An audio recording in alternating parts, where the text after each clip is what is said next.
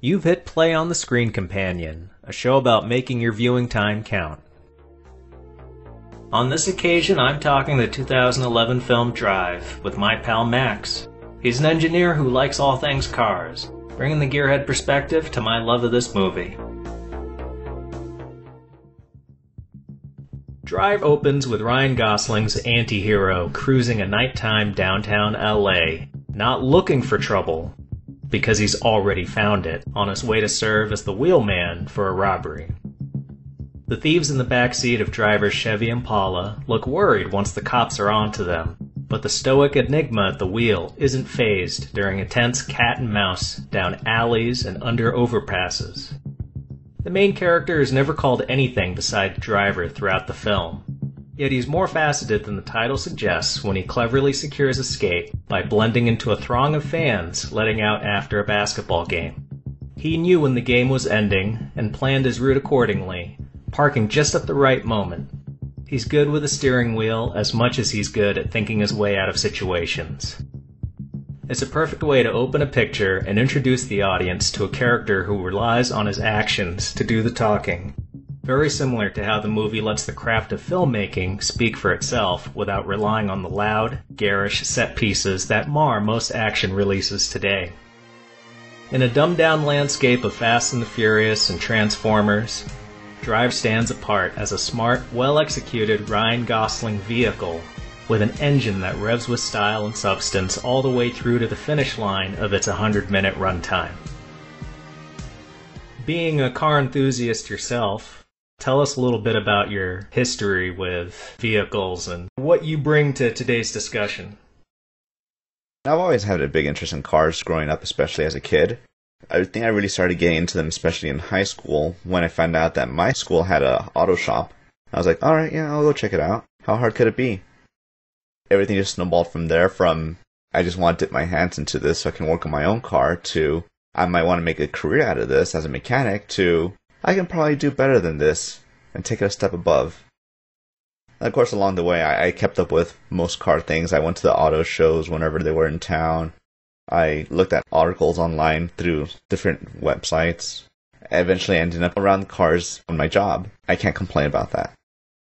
What aspects about vehicles appeals to you the most? Is it the mechanics? Is it the actual driving of it? What do you like? Yeah, definitely one of the biggest things is just the way everything has to go together correctly for it to actually work.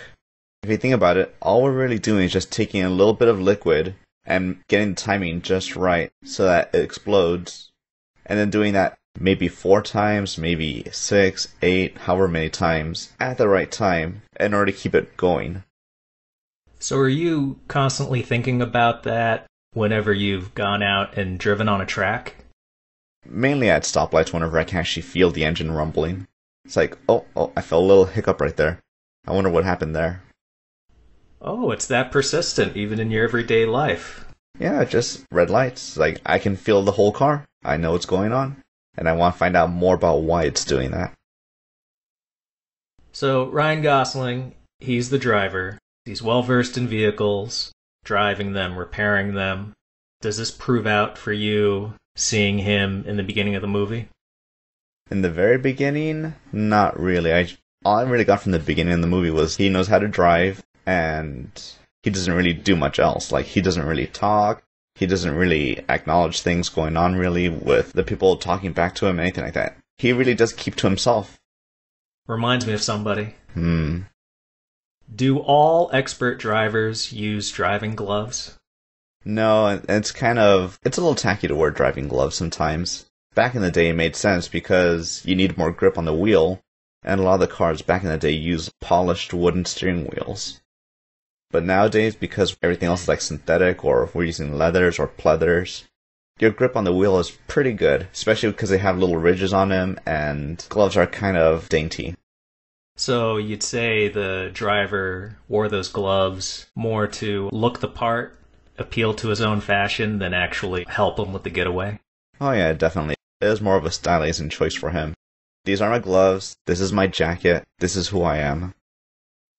As far as the car stuff at the beginning, does it check off enough boxes to get you into the movie? Oh yeah, it did. One of the scenes from the very beginning, looking around through the shop, I could see, oh, classic American car, classic American car. There's an engine hanging in the background. Ooh, there's Rain-X, I recognize that brand. They really actually went through to try and make the shop as accurate as possible as to what you'd find in any other shop. These guys just trying to hustle for their business and putting up different advertisers. Still not sure why that shop was full of classic cars, though. Well, wasn't that a side business of Bryan Cranston's character? Was it a side business? I thought his main business was working as a shop foreman or whatever. Running his own shop. Yeah. But that would be the definition of a side business. Primarily, I guess he just fixes cars, but he also sells classic cars. Oh yeah, that's true, isn't it? I guess I didn't catch that detail later on. Now, I only wanted you to watch the opening scene for this discussion, but you went the extra mile and watched the whole thing. You ultimately didn't like the movie. Would you expound on that? Yeah, I don't remember exactly how I learned about this, but years ago somebody told me, if you have a movie spoiled for you, afterwards when you watch it, it'll actually enhance your experience. Because you'll be expecting some things and you'll be kind of anticipating it, building up the excitement for it. For me, it kinda didn't quite go that way. I didn't have the spoilers in the sense of like knowing exactly what was happening in the story, but I had been on the internet long enough to see people take some scenes, basically make memes out of them. And throughout the whole time, all I could do was think to myself, yeah, no, that meme was pretty accurate about how this guy behaves. And that kind of ruined the experience for me. I couldn't quite enjoy it as what the director intended me to enjoy it as. So that was my big problem. But if you're going in here totally blind, and you just sit down and just watch it, you might be able to enjoy it. Was there enough car stuff in it for you? I would have actually preferred one more scene to kind of show his driving skills. Maybe one more job before the second job that he did in the film. Pretty much comes down to two big scenes where he's driving, right? The beginning, and then when he's making his getaway after the botched robbery. Well, if you think about it, there was also the third one where he goes after that one guy while wearing the mask. But does he do any fancy driving there? He knocks a limo pretty hard off a cliff edge. The only other fancy thing in that scene was, I guess he also did a blind attack, which is where you turn off the headlights while it's dark so that no one else can see where you're at. That was pretty good. Very suspenseful. The plot was pretty okay. Characterization, maybe I could have used a bit more. I mean, for the driver, all I know is, yeah, he's good at driving, and he's really focused on cars. Could there have been anything else about it? It leaves it pretty open-ended for you to imagine what his backstory is. And what happens after the end of the movie. Well, without spoiling it, did you know how it was going to end the last shot? No, actually, I did stick around and wait just to watch what would happen. And I didn't really expect that kind of ending. By not expect, I mean like maybe the last minute. I didn't expect that little scene. Did it play out the way you wanted it to? Did it surprise you? It surprised me a little bit. I was left pretty happy about the way it ended. Are you bummed that there wasn't more physical scenes between the two main leads and their love story? No, not really. I honestly didn't really care too much for that whole plot line. I would think two lovers that really don't say too much and they just let their smoldering looks do all the talking, I would think that would appeal to you. No, for me, I felt awkward the whole time. I'm just here as like a third wheel. That's true. It's very voyeuristic. As much as they're looking at each other, we're looking at them. Nobody's saying a word. Although that style really does bring you into it, like in the elevator scene, where the driver smashes that dude's head in. You really feel like you're there in that elevator with them, just waiting for things to pop off. It was very romantic. It was, and you notice how the lights got dim, and I couldn't tell if it was because of the slow motion or if they were just contriving it to put emphasis on their touching moment, but it was very effective. It also kind of brought me back to Joker, make me think, did this actually happen, or did this just play out in his head? I have not heard that sort of interpretation about this film. I hope that was never the intention of the director. I don't think it was, but, because this is 2021, it did make me think that. I was like, what is real? I was curious watching it, knowing I was going to talk to you. Do you remember, it's the scene where the love interest, Irene, she gets her husband back, and they're having a coming home party for him. Ryan Gosling's in his apartment working on something. I definitely remember that scene. What was the driver working on? What piece of the car? That was the carburetor. It looked like he was rebuilding it to put it back into his car. And you normally only do that whenever you notice that you're having like an issue with your acceleration, because that thing controls the gas going into the engine. The one that he had in his hands looked kind of old and junky, so I don't know what kind of person would rely on something that old, not have it like clean and shiny and ready to go. Also, it's pretty easy to just buy them brand new online, even modified to actually throw out more gas. I've never worked on a carburetor, never had to buy one. Everything I've touched has basically been from the mid-80s and up, and by then they were already getting rid of carburetors because they're inefficient. How did the violence strike you, considering that the rest of the movie is much more subtle than other suspense movies, but then it really goes out with the violence on a few occasions?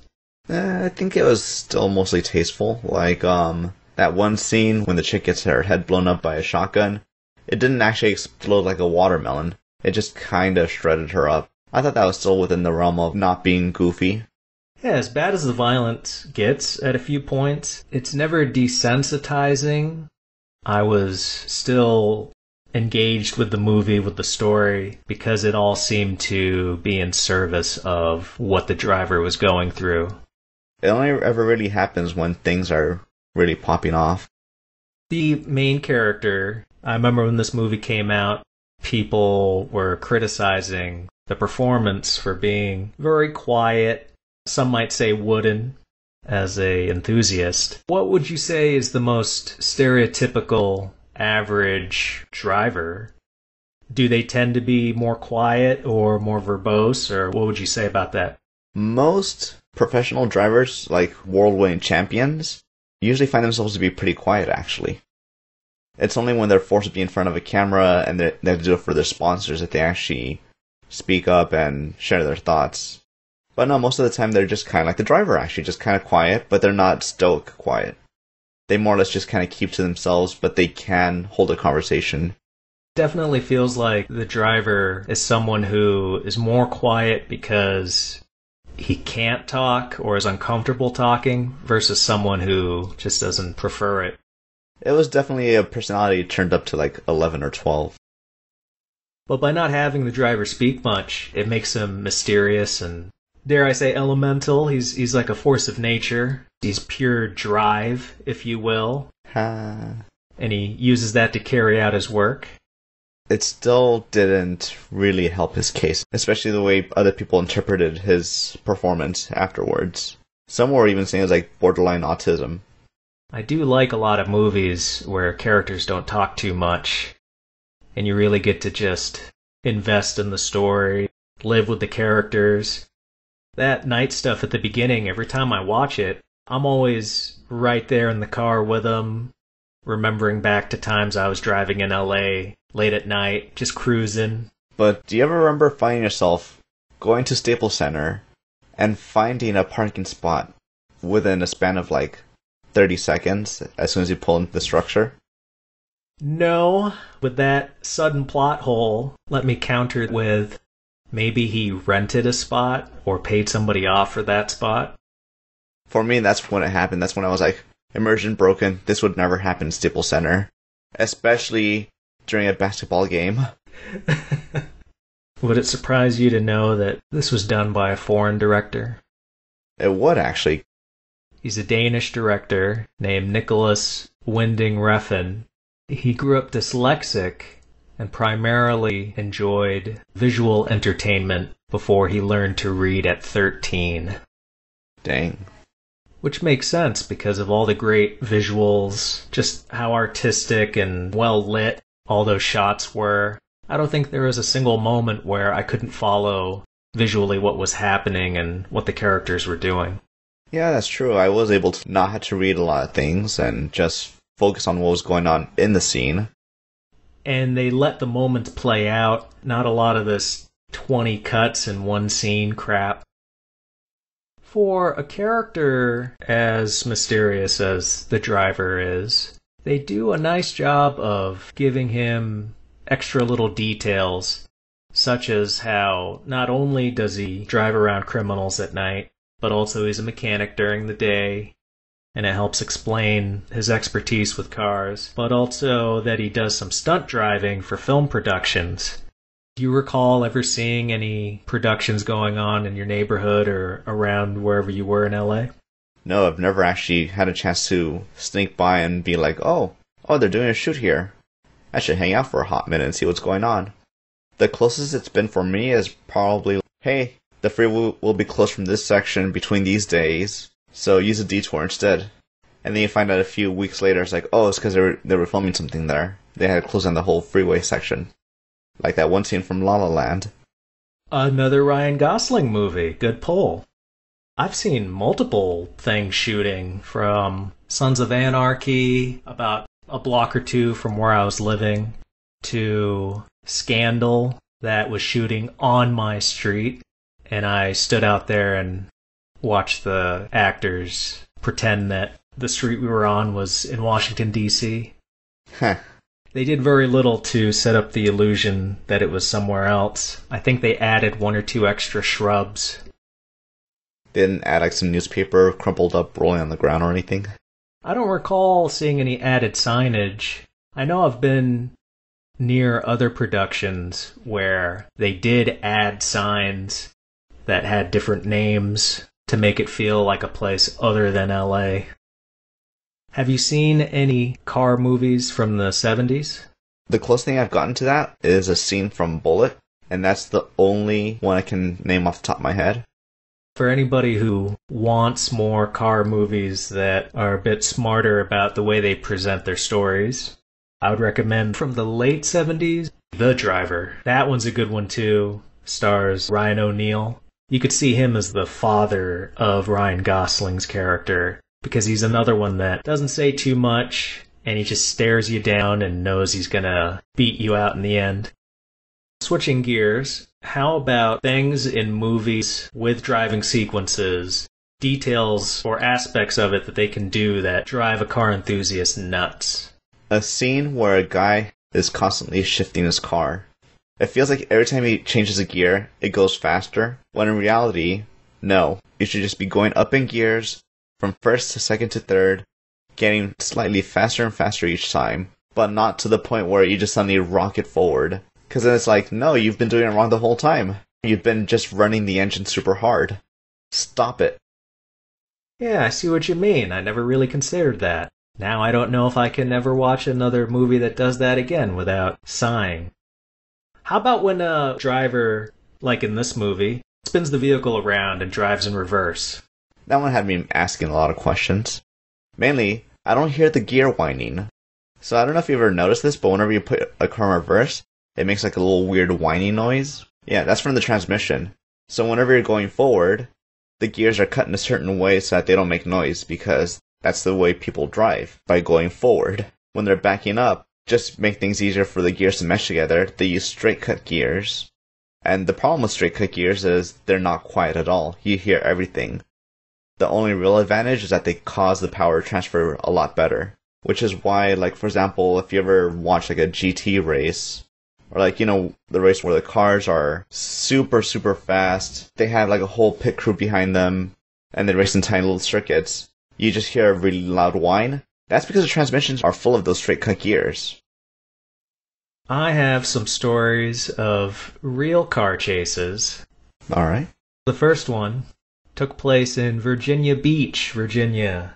April 2021. A 17-year-old boy led state troopers on a highway chase in a stolen 2015 Kia Optima. The speeding teenager went as fast as 127 miles per hour. The offender got off the highway and entered a dead-end road. When troopers tried to block the vehicle, the Optima struck a trooper's vehicle and jumped the curb.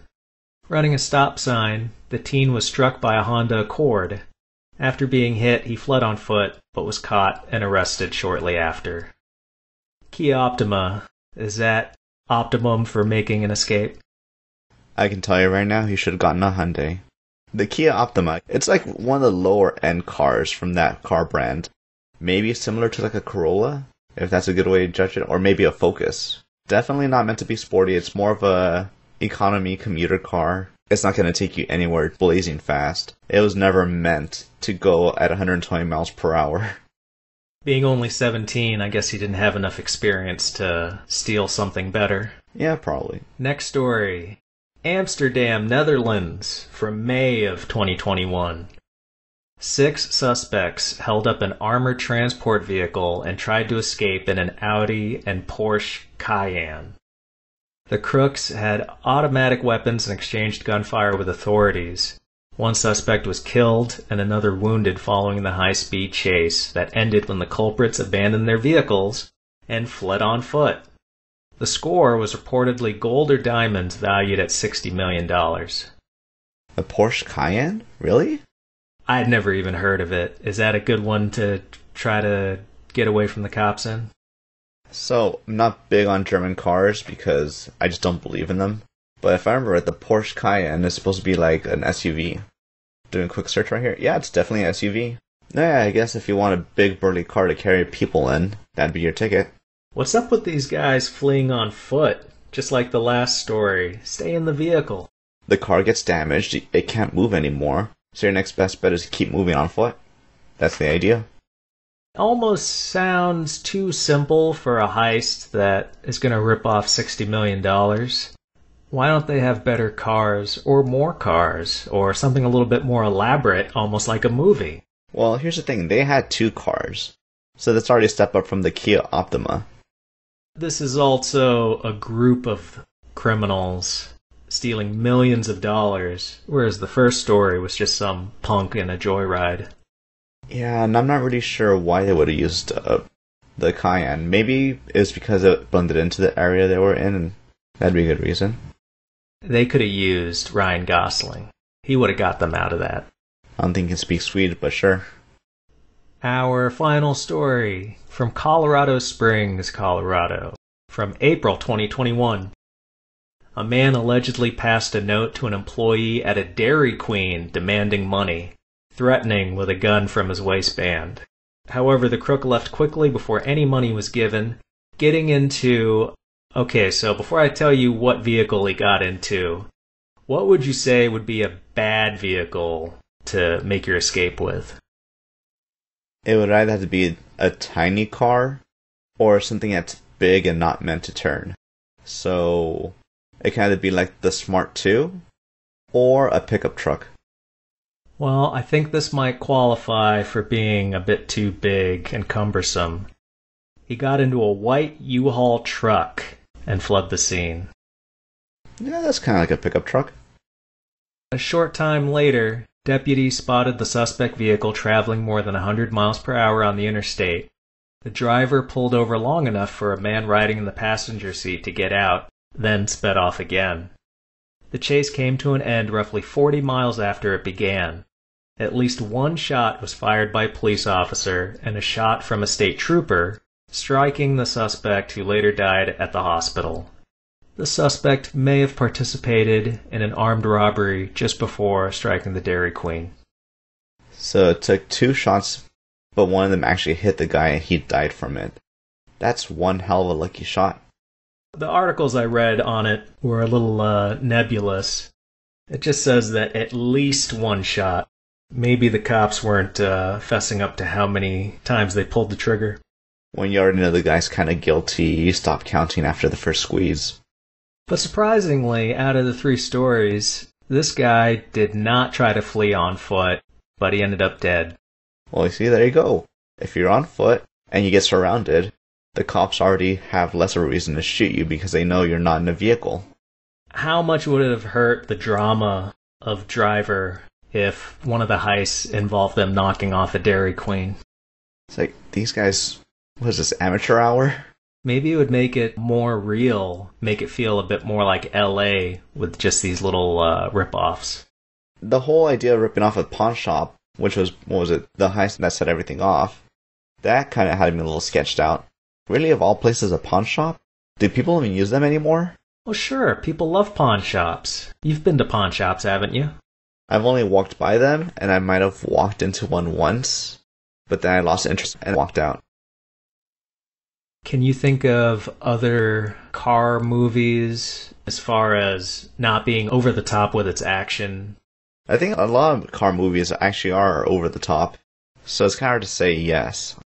They do lean that way, which, don't get me wrong, I do enjoy some over the top ones like Gone in 60 Seconds with Nicolas Cage. But I think this movie shows that there can be a spectrum, and it doesn't have to be bombastic every time you're telling a getaway story.